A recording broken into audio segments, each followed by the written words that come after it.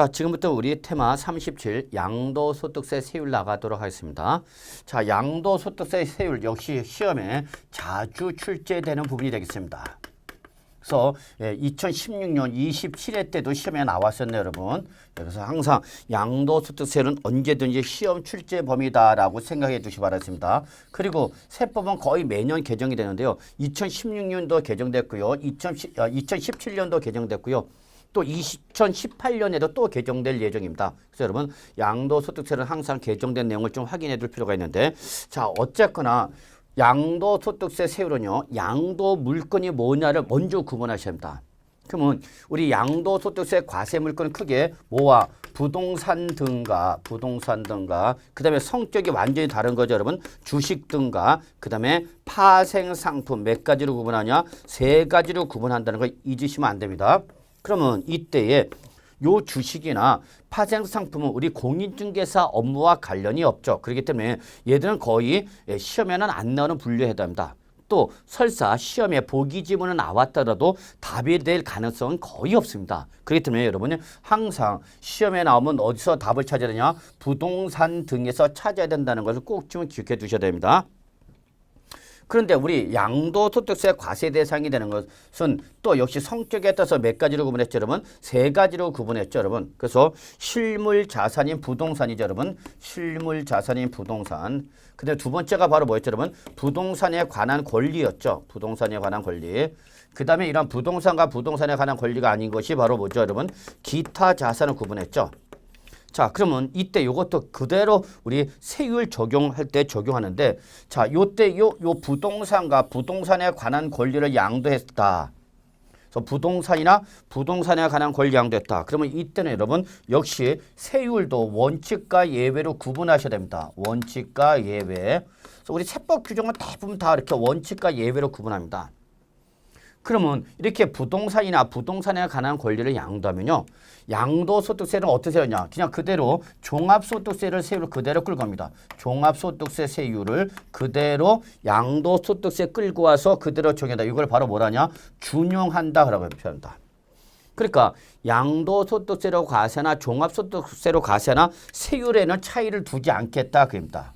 그래서 종합소득세를 그대로 끌고 가서 양도소득세에 적용하게 됩니다. 근데 이때에 이 종합소득세는 어떻게 되냐면 여러분 최저 6%부터 최고 40%까지 6단계 초과 누진세로 되어 있습니다. 초과 누진세요. 자, 여러분 누진세라는 것은 과세편이 커지면 커질수록 높은 세율을 적용하는 형태를 말하는 거죠. 그래서 이렇게 종합소득세는 최저 6%부터 최고 40%까지 몇 단계? 6단계 초과 누진세를 적용한다는 걸 꼭 기억해 두셔야 합니다. 그런데 예외적으로 소득세법에서 정하고 있는 일정한 경우에는 이 원칙적인 종합소득세 세율은 6%부터 40%까지의 6단계 초과 누진세를 적용하는 것이 아니라 예외로서 따로 적용하게 됩니다. 근데 여러분 이때 양도소득세에서 요 예외 규정은요, 이 종합소득세 세율은 누진세보다 더 높게 과세하겠다. 중과 목적입니다. 중과 목적으로 예외입니다. 그러니까 이건 주로 투기성 거래일 때는 일반적인 누진세를 정하는 것이 아니라 따로 정한 세율을 과세하게 됩니다. 그래서 이 따로 정한 세율의 바로 첫 번째가 바로 뭐냐면 그 유명한 바로 미등기 양도가 됩니다. 미등기 양도한다. 그래서 양도소득세가 가장 투기적인 거래로 보는 게 바로 뭐냐면 미등기 양도입니다. 그러면 이 등기의 양도라는 것은 그 자산에 대한 등기부가 있는데도 불구하고 그 취득에 관한 등기를 하지 않고 양도하는 걸 바로 미등기 양도입니다. 공시법에서 이걸 뭐라 표현하냐면 중간 생략 등기라고 합니다. 그러니까 등기부상에 자기 명의가 안 나타나는 거죠. 그러면 이거는 전형적인 투기 행위로 보기 때문에 여러분 우리 미등기 양도할 때는 여러분 소득세에서 제일 높은 세율은 70% 세율을 때립니다. 70%. 무서운 세율입니다, 여러분. 70%.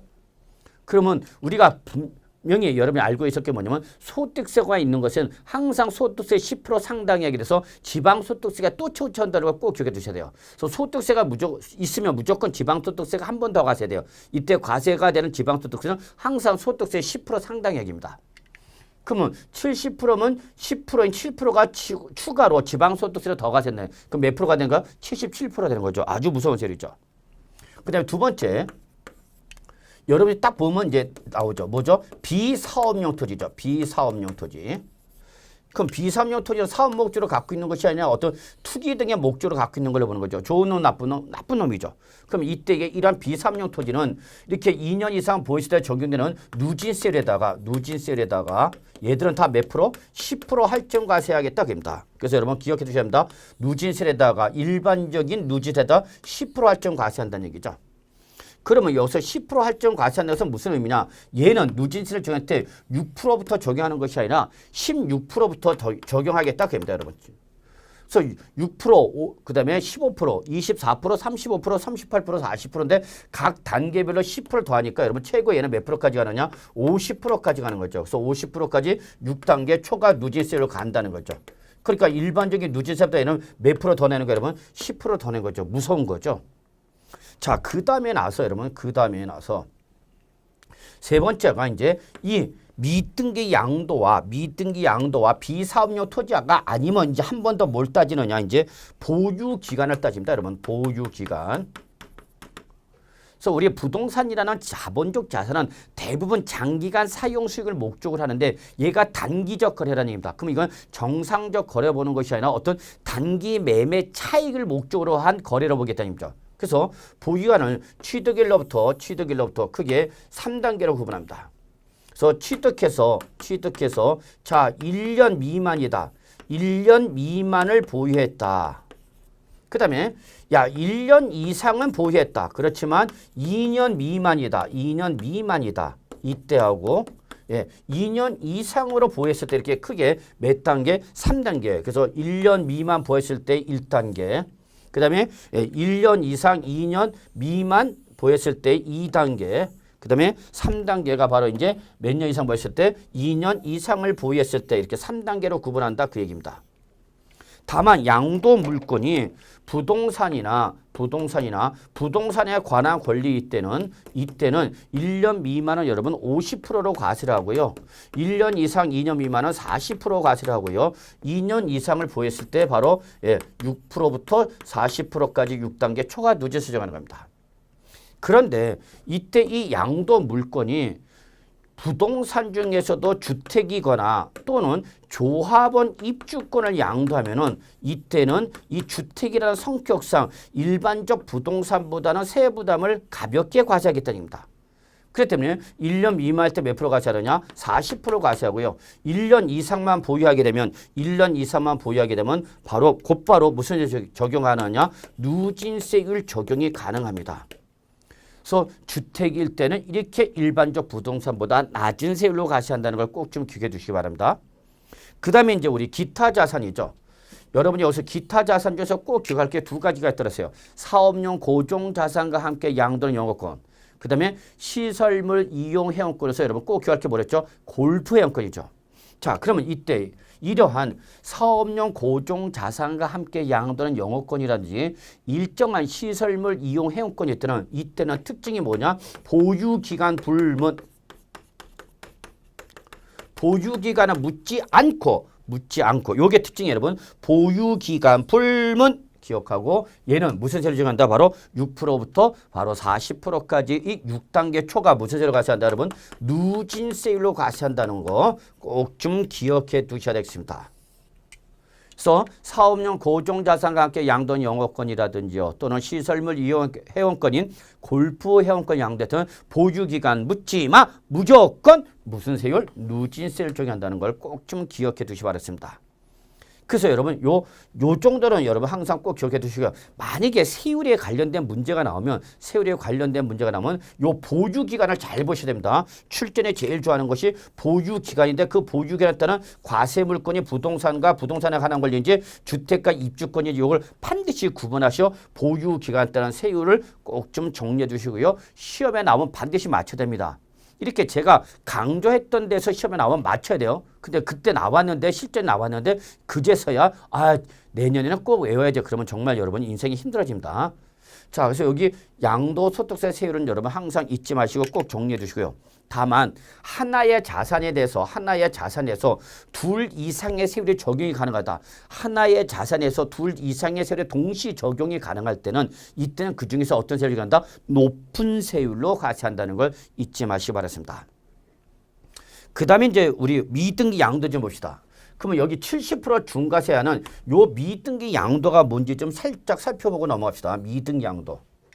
그러면 여러분 미등기 양도라는 것은 일단은 뭐를 말하냐? 다시 한번 말하지만 그 자산에 대한 뭐가 있는데요. 등기부가 있는데요. 그 등기부가 있는데 그 등기부에 자기 명의로 뭐를 취득 등기를 하지 아니하고 양도하는 걸 바로 뭐라냐면 바로 우리 미등기 양도랍니다. 그래서 양도소득세에서 말하는 미등기 양도는 그 자산에 대한 뭐가 있는데요. 등기부가 있는데요. 거기에 대한 자기 명의로 뭐를 하지 않고 취득 등기를 하지 않고 양도했다.